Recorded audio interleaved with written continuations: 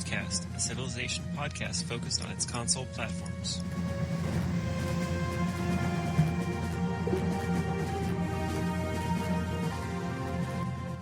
El Thrasher, The Headless 10, Ty Shine.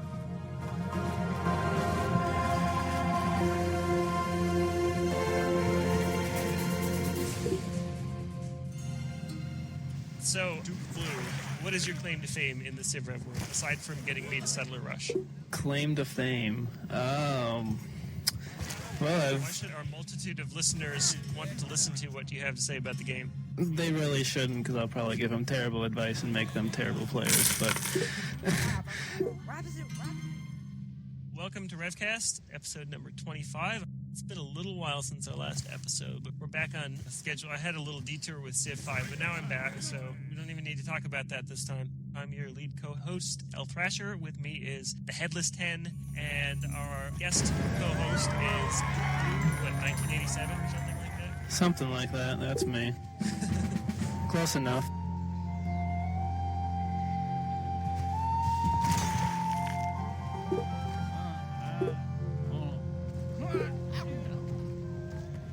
We got a suggestion for this episode to talk about how to defend against power civs, particularly when you aren't one. Power civs are typically defined as the Americans, the Chinese, and Zulu. So, say you're playing, the Romans or something like that, and your opponent is playing the Americans, is going to first horse rush, maybe you, maybe somebody else, take some AI caps or something like that, and then is going to build 30 cities in 20 turns. How do you beat that guy? You win before they have a chance to do that.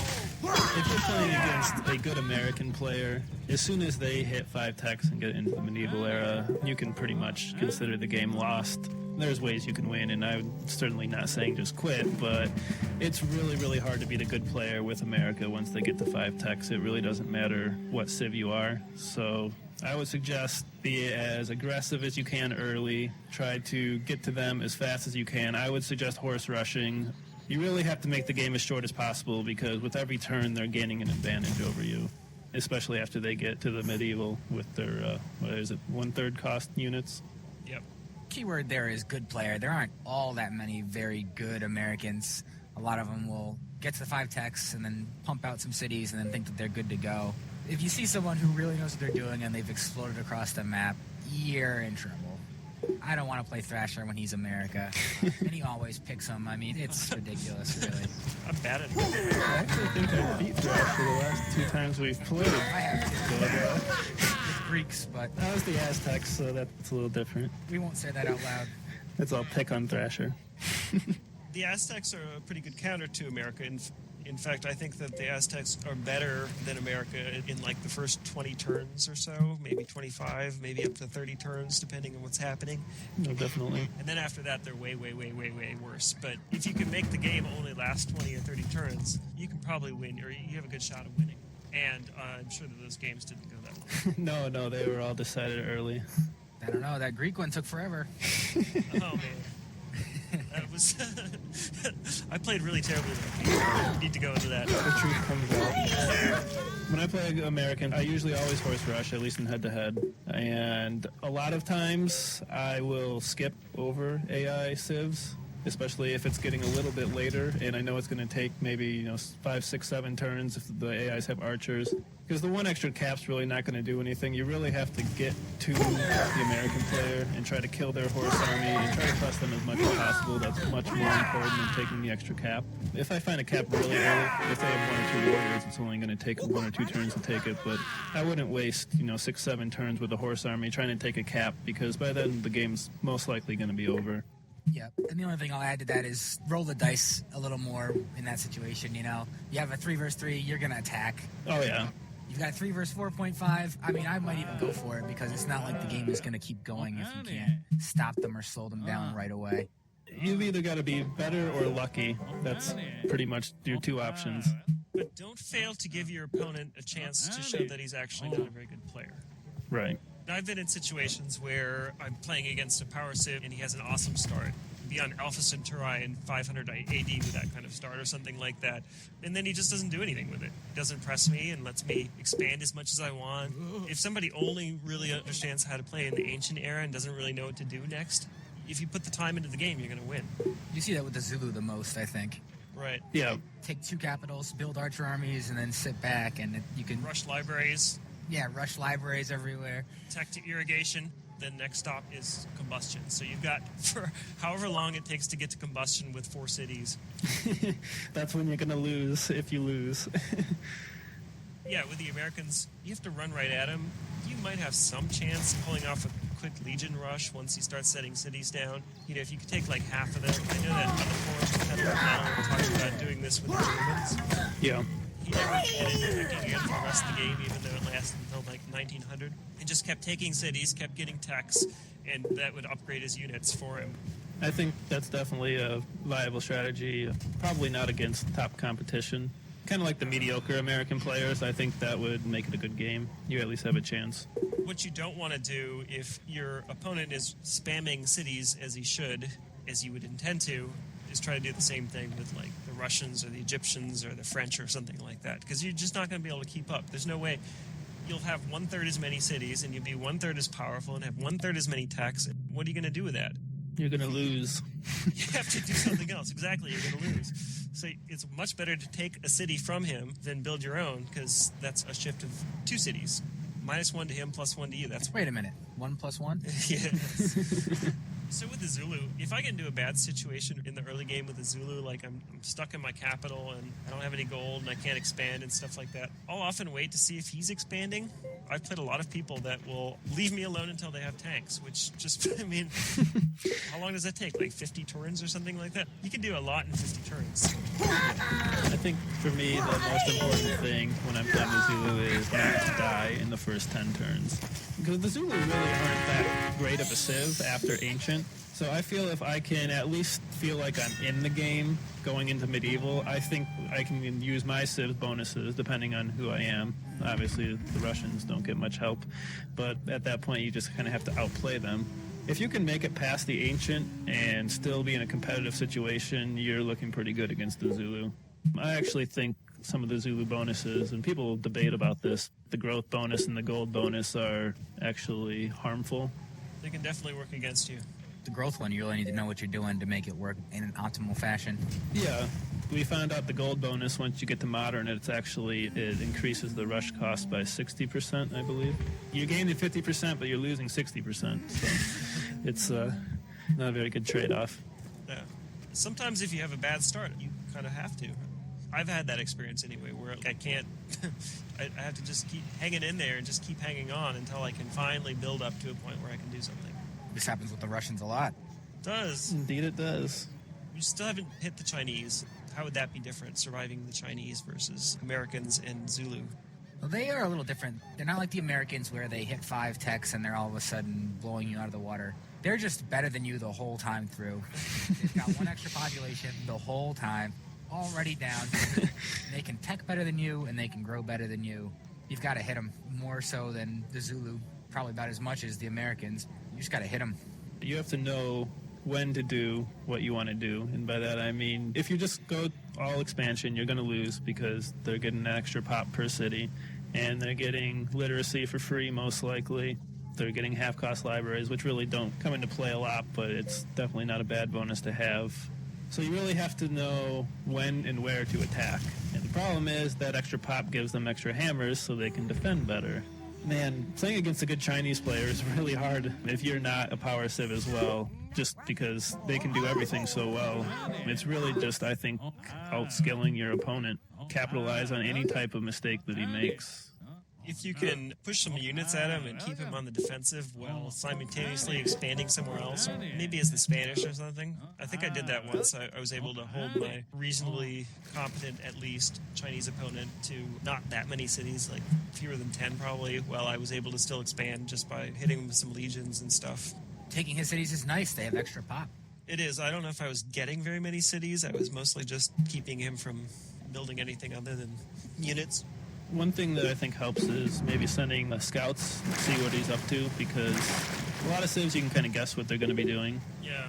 Like, a lot of people, like, the Arab game goes long, they're probably building knights, or maybe teching up for Oxford or something. But, China they can come at you with legions, knights, cats, they can tech, they can probably get the tanks before you can get the bombers. There's so many options. It's very helpful to kind of know what they're doing. That way you can kind of plan your strategy around them.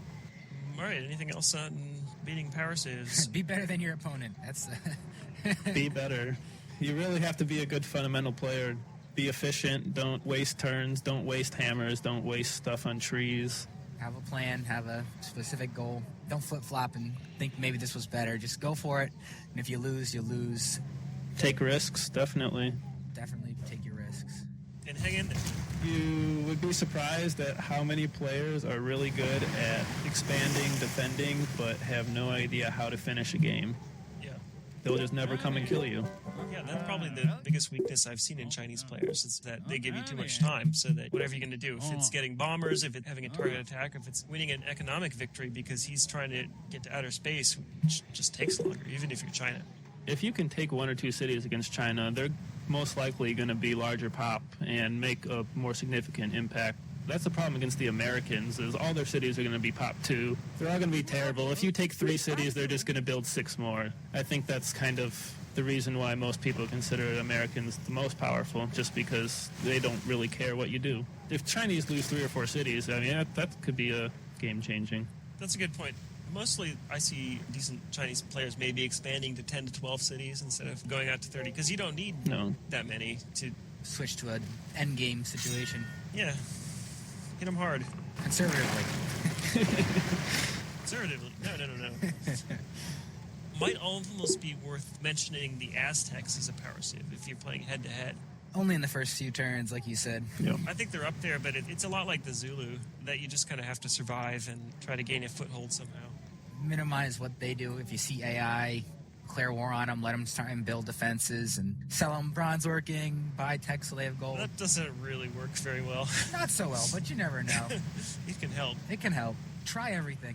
The hardest part is killing their horse army, and you really have to utilize, I think, hills are the best way to do that. Traps. And fortify archers or warriors or militia or anything on the hills with your own horse army or something, because you can't kill them with warriors. They're not going to get wounded, and they're going to get their horse army before you.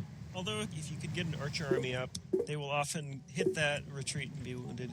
Right. Then you should attack. Don't let that horse army walk away. Even with like an on-bat, 3-on-3, whatever, go for it. There's a lot of good civs in head-to-head. Personally, I think the Spanish might be stronger than the Aztecs. It's kind of debatable. They can drop off at any city, so you really need to defend your cities or have counters, or they're just going to pick you apart.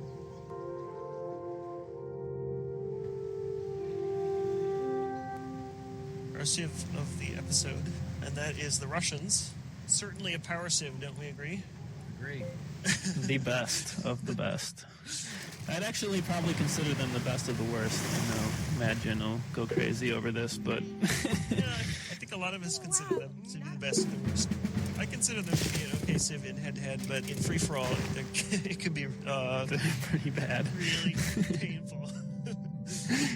Duke Blue, you brought the Russians to the top 10. That's your claim to fame. Tell us how. I was better than a lot of the people that I played. And I don't mean to brag about it, but to win a lot of games with the Russians, you really have to know the basics of the game and play a lot of games. I'm sure I've played a lot more games than a lot of people I played against. 2 main things about being good at Civ is when to expand and when to be aggressive. You learn that they don't always come at the same time in every game, and when you start playing games with the Russians, you really kind of pick up on when to do what. A lot of it's based on the opponent's Civ, what the opponent's doing. A lot of civs give you that intuition, I think, when you play the same civ over and over and over again. You get a feel for them, and it definitely helps your play in general. Like you said, I've got enough cities, I've got enough tech. He looks weak, he's not doing something right, I should go at him right now. Obviously, the power civs, you can do a lot wrong and still win. When you're the Russians, you really have to play correctly, because if you're playing a decent player and you're not playing efficiently, you're going to lose because your civ isn't nearly as good. You have to know how to close the game out. You have to have a goal that you're working toward. You can't just kind of like, look at me, I'm awesome. I'm just going to build some cities, and I'm going to have some temples and make some knights and stuff, and that won't win the game for you. You're just going to get crushed if you do that. Let's take it by era. The Russians have the starting bonus of the local area map. You can usually see a barb or a friendly or two in there. Just gives you a little more flexibility in settling. Especially if you move your settler, it's actually a big help. I mean, I move my settler almost every game. It prevents you from moving down a peninsula and then moving 3 turns back up it. That's where I think the local area map really helps. And if you're playing Russia and not moving, then I think you're Playing it wrong. I don't know. It kind of depends. It depends on your opponent, depends on the map, depends on what you're good at. Sometimes settling in place is probably the right idea. If it's the right idea, at least you know. Like, you've looked at the map and you can say, okay, this is the spot. Moving isn't going to help me. I should stay here and see what I can do. One other thing the map helps out, if you find a friendly barb, you should definitely move your settler and go take that, because then you're kind of playing like a poor man Aztecs, which is a lot better than a full-strength Russia. Right. And that map, more often than not, you can use to kind of see what the other guy's doing. I mean, if you're playing against somebody who you know is moving their capital, I've seen their capital form in my local area map after I moved out of it.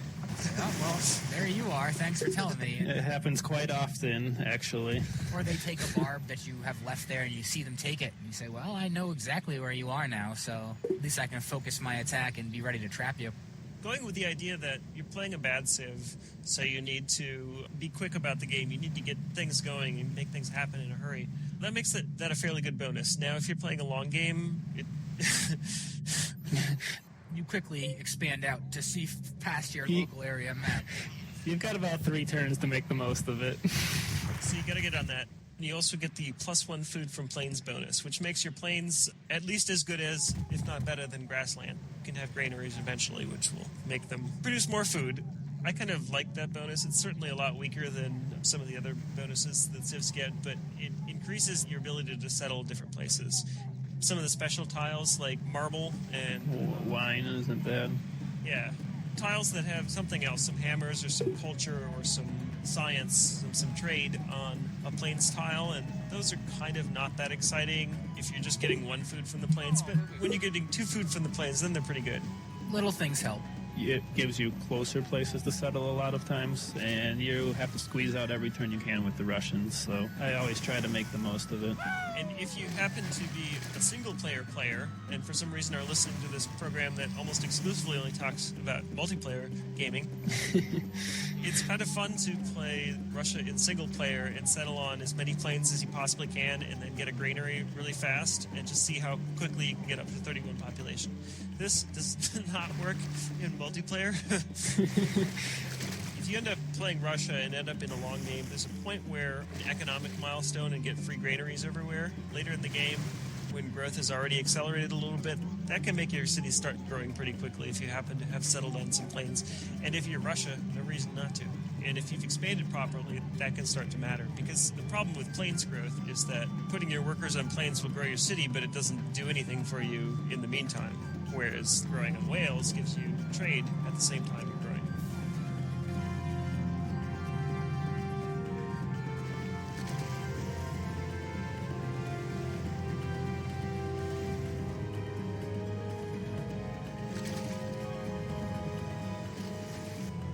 Early game, what are we doing with the Russians? If you see a goody hut, I personally always take the 25 gold over. You can also set it to horseback riding, and you will get that tech a lot of times. Yeah. I agree. Pump out the warrior with your 25 gold, set it to horseback riding, and the goal is to try to get 40 gold with your first warrior in 5 turns, which is when horseback riding is completed, and then you can rush your first horse immediately. I do a second warrior Do you? a lot of the time. It depends. You can often count the turns. You say, well, I could build a horse now, I could build a warrior now. Like, how long will it take to get to this barb and take this barb? 2 warriors sometimes has me at 100 gold by the time I finish horseback. So get your 100 gold settler before you need to start rushing horses. I think you're in pretty good shape. I think a lot of it depends on how many areas you have to go. If you have like 4 areas to explore, second warrior I think is probably the better choice. If you've got 2 warriors, I like to save the huts to vet up my horses. What about if you successfully settler rush? Successfully meaning an AI, yes? Yes, now you have 2 capitals and they're close together, and you have 1 warrior and you have 4 gold or something. So what do? Would you research horseback with both the capitals? What I do is I store production. I would store production in one and research in the other, probably. Yeah, that's what I do. And sometimes I will even make a second warrior If you have the 4 gold, the second warrior is not bad because you can get it out in, 2 turns? Plus 4 gold? With the start of, we'll say 3 cities, maybe it's 2 capitals and you spend all your gold, or it's 1 capital and you got your 100 gold settler. So either way, you've got 3 cities. Would you try to tech up to Code of Laws with 3 cities, or would you expand out of them some, or what other options are there? You could go straight to ironworking and try to get some legions out of those cities without even doing much more teching. I would say legions are probably, for me, one of the last options. Like, if I think I need to end the game or I'm going to lose, then I'm going to go legions. But I don't like to go legions with the Russians if I think I'm still competitively in the game, because I think they're kind of risky. It depends on the opponent's civ, too, and opponent's skill. I mean, if they're America, yeah, I'm going to do something as fast as I can, like we said earlier. I usually like more than 3 cities before I'm trying to get Code of Laws. Me too. Sometimes you can't. And it depends on how the cities look. If your first city was just 2 trees, 2 science, there's no growth. You only have 2 cities to expand out of, and you've got to tech Code of Laws first with no gold. You better start expanding. Expand, kind of see what you can do, look at the map more, try and lock him down. I usually build a lot of gold when I'm in that stage of the game, too. I like to work hammers a lot. I pretty much exclusively work hammers for quite a while with the Russians. I'll work gold too, but in a perfect world, I like to get up to 20 beakers before I start to tech the Code of Laws. Or 21 if you want to backfill. That completes their alphabet in 1 turn, writing in 2 turns, and then Code of Laws in 3 turns. You're trying to get Code of Laws to be able to get out settlers right away. Don't worry about Code of Laws if you guys are still in the horse war battle. You're still trying to take caps. The Russians, I don't think, certainly have to be the first one to Code of Laws. I think pressing the opponent is more important. Right. Can't work on a settler for a turn and then decide you want to tech out of that city for the next 4 turns, and then oh, now I need some grass, so I'm going to work some grass. Then you had those hammers sitting there the whole time doing nothing. I mean, that's a waste of turn of hammers. And turns, more importantly. Time is the most critical factor, I think, in all of it. Just how many turns does it take? Who's using their time better? Yeah, these principles can apply to any civ. I think it's just most important with civs like Russia and France, so you really learn how the game works. And then when you go play the other civs, it's too easy. Yeah, it's no fun anymore, so just play Russia and France. I wanted to diverge briefly to the question of irrigation, just to say only get it if it's going to be really easy. Yeah. I only get it after Code of Laws, usually. Not important for Russia. You might be in the position where you can try to deny it to your opponent if it's more important to your opponent. Maybe if you're playing against Rome, that's probably the only time I would consider going for it.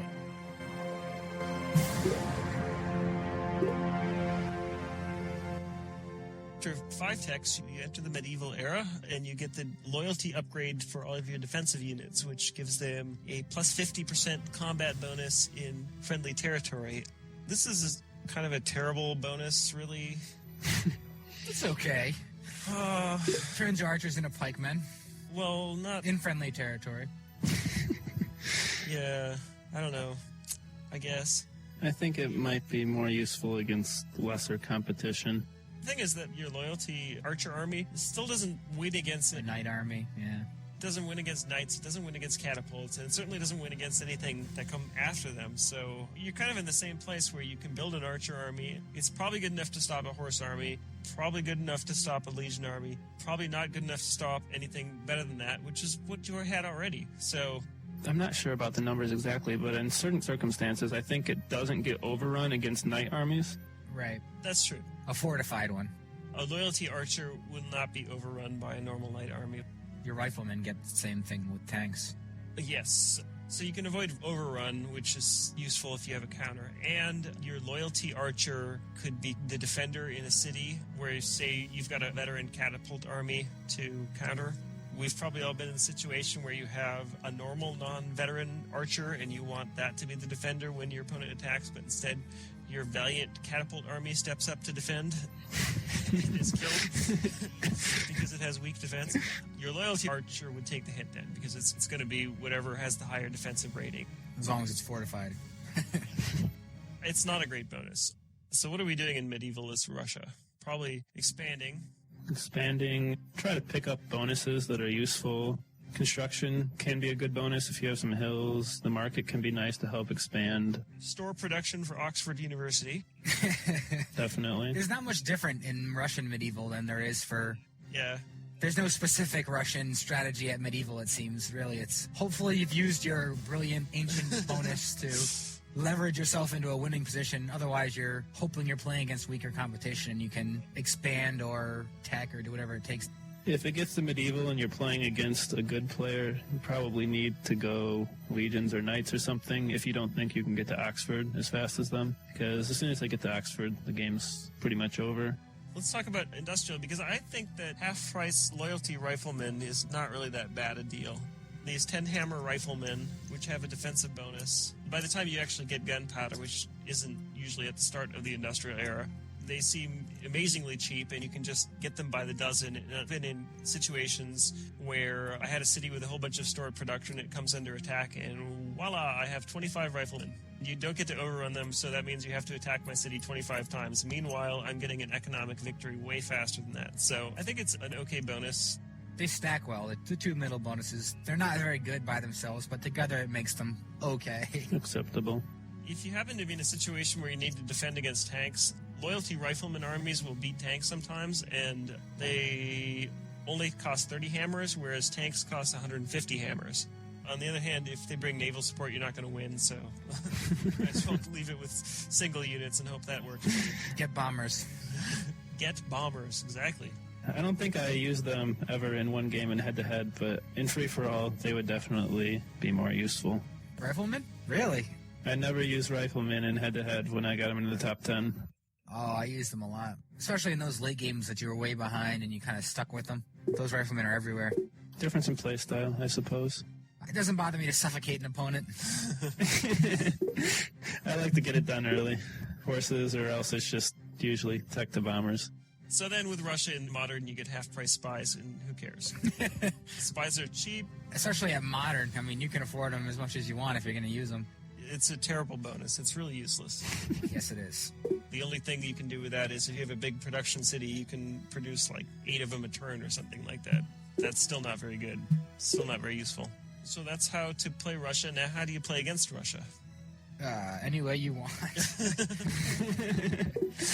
It's such an open question, it's unanswerable. They have no real good bonuses coming up. That's when you don't take so many risks. Maybe you don't need to go a 3-on-3 because, what's he going to do, really? Like, you can expand or tech or use any of your bonuses better than he can use his bonuses. The longer the game goes, the more advantage you should have. Yes. Assuming that you're playing a halfway decent Civ. Even Civs like the Aztecs, where they don't have very good bonuses after Ancient, you still are probably in a better spot than Russia the longer the game goes on. Well, I almost never play against Russia. If you do play Russia, they either went random or they're probably a fairly decent player. Or a total noob. Yeah, or a total noob. I don't know. Very many noobs don't play Russia either, I have found. Usually it's against a random person, one of you guys that I know and I'm playing against. Or if the person thinks Catherine's hot, maybe. It could be an influence.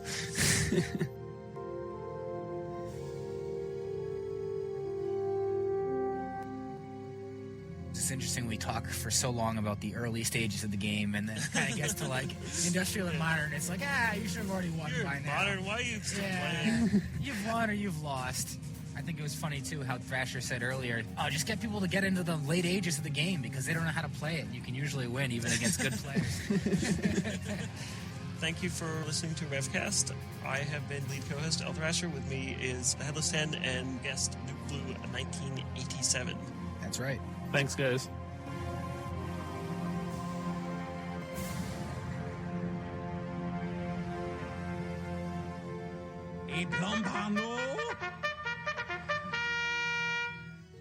So, Dan, you brought the Russians to the top 10. That's your claim to fame. Tell us how. He's Mike. My name is Mike, but I'll take it. Dan's the editor. Oh. Aha.